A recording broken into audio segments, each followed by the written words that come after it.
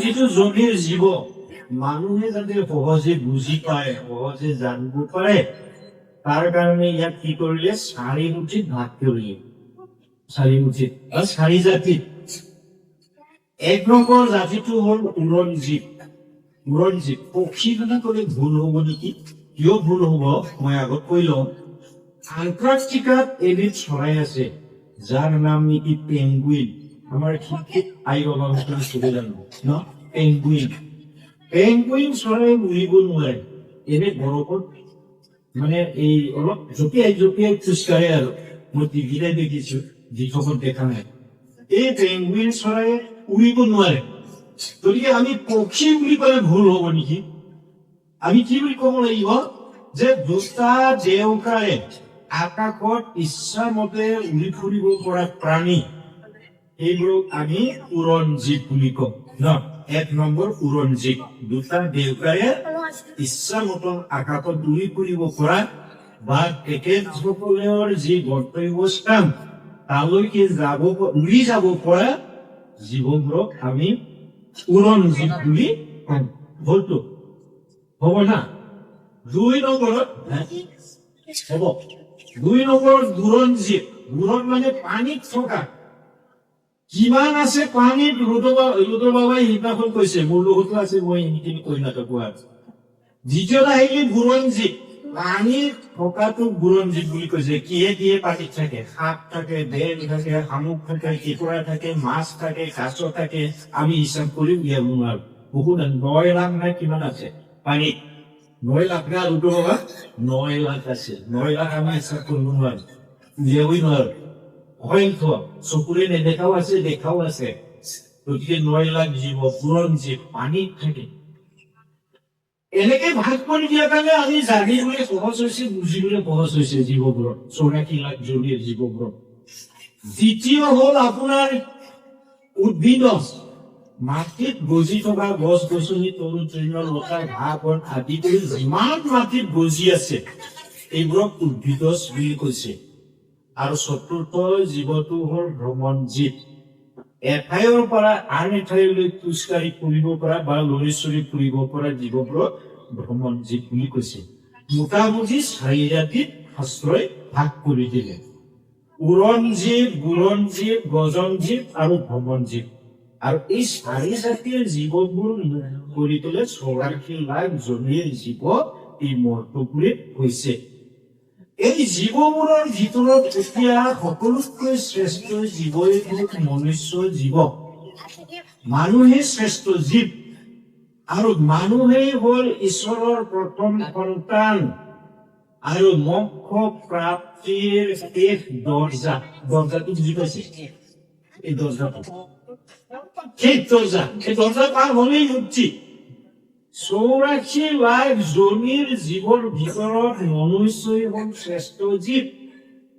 মনুষ্যৰ বিশ্লেষণ কৰিব পৰা, বিচাৰ কৰিব পৰা, জানিব পৰা শক্তি আছে কাৰণে মনুষ্যক জীৱশ্ৰেষ্ঠ বুলি কোৱা হৈছে। আৰু এই মনুষ্যই হ'ল ঈশ্বৰৰ প্ৰথম সন্তান আৰু মুক্তিৰ শেষ দৰ্জা।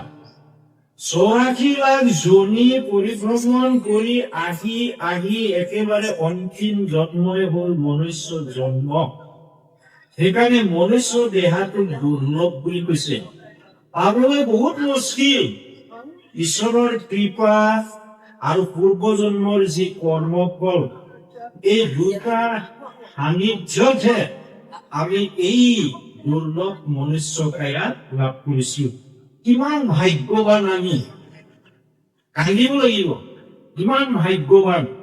84 লাখ জনীৰ জীৱৰ ভিতৰত যে আমি মনুষ্য কায়া যে লাভ কৰিছো, কিমান ভাগ্য!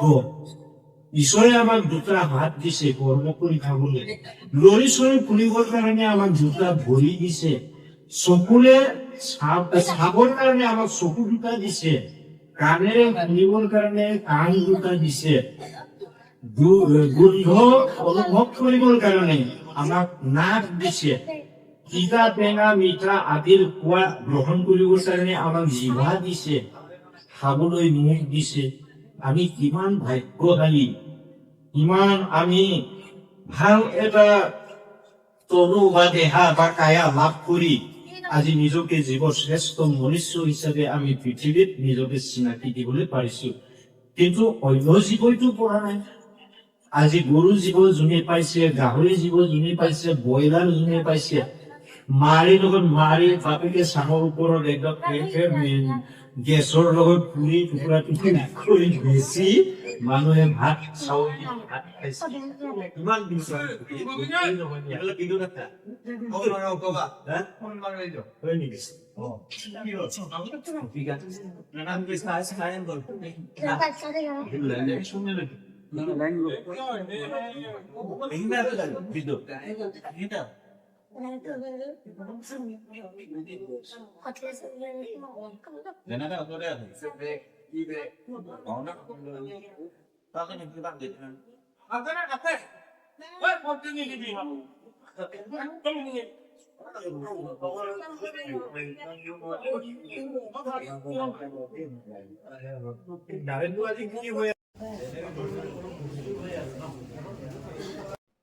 সন্তান আৰু মুক্তিৰ ক্ষেত্ৰত গতিকে এই দুৰ্লভ মনুষ্য জন্ম পাওঁতে আমি যদি ভালকে যদি ধৰ্ম কৰ্ম পালন কৰি বা ঈশ্বৰ ভক্তি কৰি আত্মাক যদি মুক্তি দিব নোৱাৰো 84 লাখ জনীত পৰিবহন কৰিব লাগিব সেইকাৰণে মই অলপ আগতে কৈছো ব্ৰইলাৰ জন্ম পালেতো হ'ল আৰু গাহৰি জন্ম পালেতো হ'ল আৰু কুচিয়া জন্ম পালে হ'ল আৰু খুচি খুচি উলিয়াব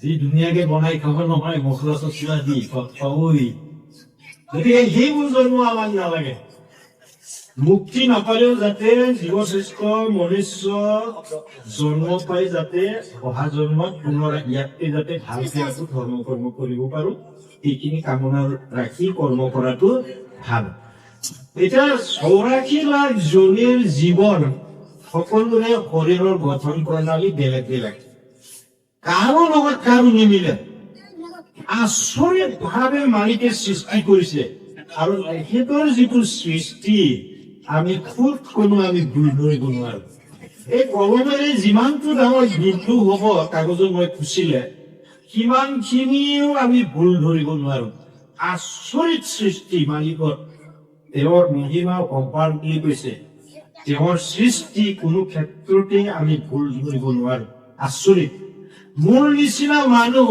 সাৰা ব্ৰহ্মাণ্ডত বিচাৰিলেও আপোনালোকে নাপাব অলপ মিলু মিলু হলেও হয়তো দীঘলা নহয় চুটি নহয় পাকত নহয় ককত তথাপি আপোনালোকে মিলাব নোৱাৰিব বা আয়ৰ নিচিনা সাৰা ব্ৰহ্মাণ্ডত বিচাৰ জাৰ্মান জাপান আমেৰিকা চাইনা য'তেতো বিচাৰ নাপায় এনেকুৱাকে আচৰিত ভাৱে তেওঁ সৃষ্টি কৰিছে এতিয়া ইয়াতে চাওক আমি কমেই 150-200 জন আছো মোৰ নিচিনা কোনোবা আছে জানো কোনো নাই সকলোৰে শৰীৰৰ গঠন প্ৰণালী ভিন্ন ভিন্ন বেলেগ বেলেগ কাৰো লগত কাৰো নিমিলে আচৰিত তেওঁৰ সৃষ্টি এটা জামান কৰিটো চাওক আপোনালোকে জামান কৰিটো জানে না জামান কৰি মানে কি অসমীয়া ভাষা নাজানে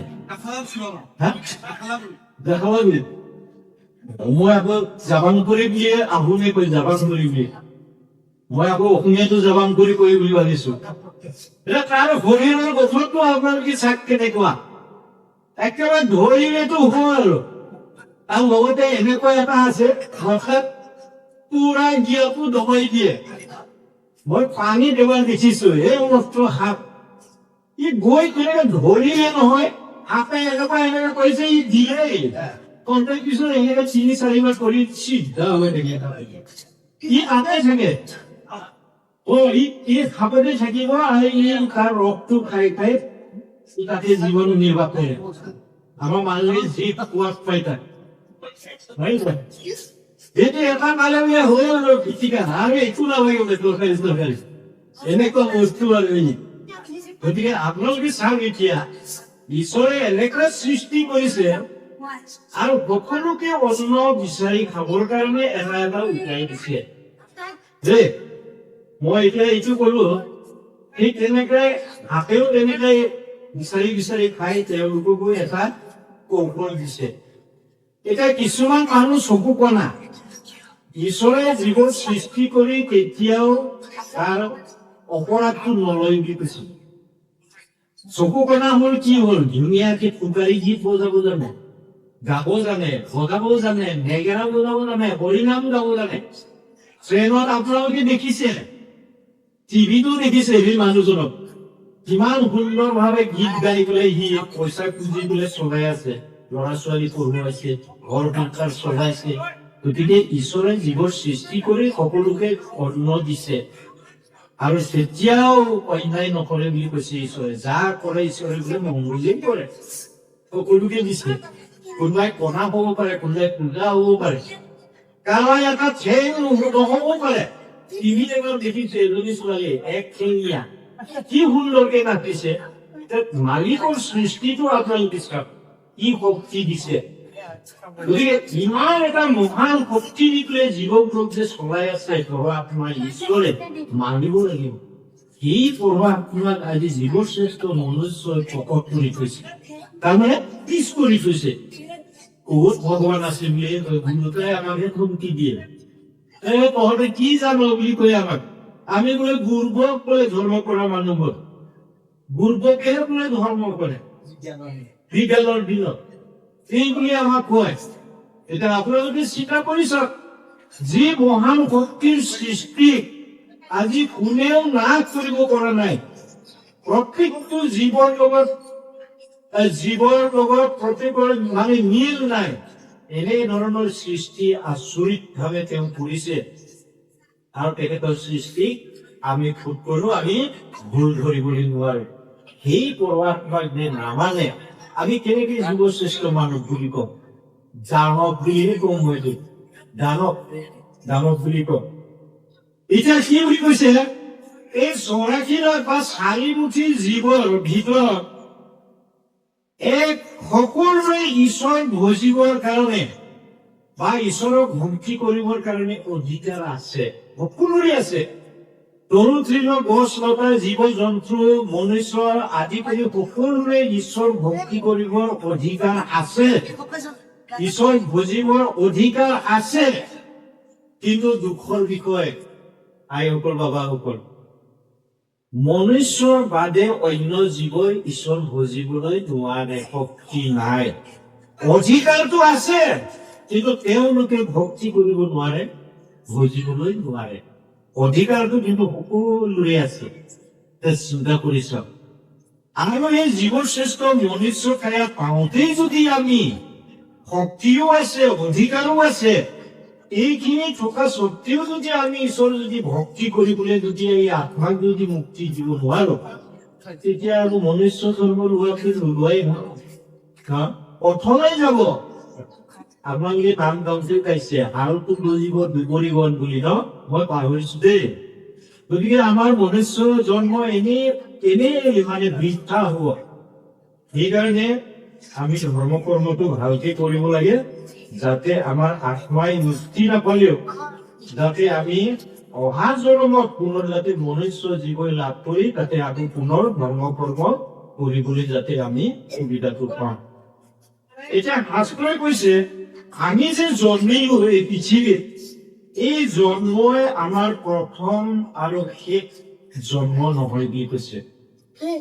আমি পূৰ্বতে বহুতবাৰ জন্মিলো আৰু বহুতবাৰ মৃত্যুবৰণ কৰিলো আৰু আহি পুনৰ আকৌ এই দুৰ্লভ মনুষ্য জন্ম আমি লাভ কৰিবলৈ সক্ষম হৈছো। এই জন্মই আমাৰ শেষ আৰু প্ৰথম নহয় বুলি শাস্ত্ৰই কৈছে। কিন্তু আমাৰ মনত নাই। কিয় মনত নাই? এইখিনি শ্ৰীমদ ভাগৱত গীতাত শ্ৰীকৃষ্ণ ভগৱান শ্ৰীকৃষ্ণই অৰ্জুনক এইখিনি বুজাইছে। মই এইখিনি এতিয়া টানি নাথাকো আৰু আমাৰ লাইনত আমি গুচি যাম। কিয় আমাৰ মনত নাথাকে? অৰ্জুনক খুব ধুনীয়াকে বুজনি দিয়া আছে, এইখিনি মই টানি নাথাকো আৰু এতিয়া। গতিকে আমাৰ এতিয়া মনত নাই দেই। প্ৰকৃতিৰ 3 গুণ আছে, সত ৰজ তম, আৰু এই 3 গুণক লৈ পৃথিৱীৰ জীৱবোৰ পৰিভ্ৰমণ কৰি থাকে। এতিয়া আমাৰ মাজতে 3টা গুণৰ আইসকল আৰু বাবাসকল আছে। মই এতিয়া আঙুলি এতিয়া দেখুৱাব নোৱাৰো, আপুনি সৎগুণী, আপুনি ৰজগুণী, আপুনি তমগুণী বুলি। আপোনালোকে নিজে নিজে উপলব্ধি কৰিব লাগিব মই কি গুণত পৰিছো যে মই সেইখিনি কব নোৱাৰো। কমনীয়াব নহলে কাৰোবাৰ কিবা কৰিব হয় ন সৎগুণী ৰজগুণী তমগুণী তিনিটা গুণৰ মানুহ আমাৰ মাজতে আছে আৰু এই তিনিটা গুণক যোনে যি গুণ লৈ আহিছে পূৰ্বজন্মৰ যিটো কৰ্মফল